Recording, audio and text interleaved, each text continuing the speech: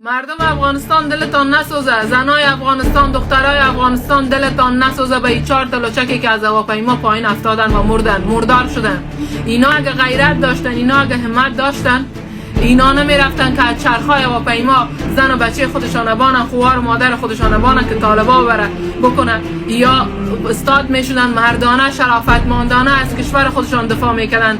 اگه دولت فروخته بود مردم نمیفروخت، اگه دولت فروخته بود، اگه ارتش فروخته بود این مردا نمیفروختن. مردا چی ندارن، مردا استاد میشدن به جایی که از طیارا مثل مترسک باره که مسخره کل دنیا شدیم از اونجا مردار شون بفتن از کشورشان دفاع میکردن.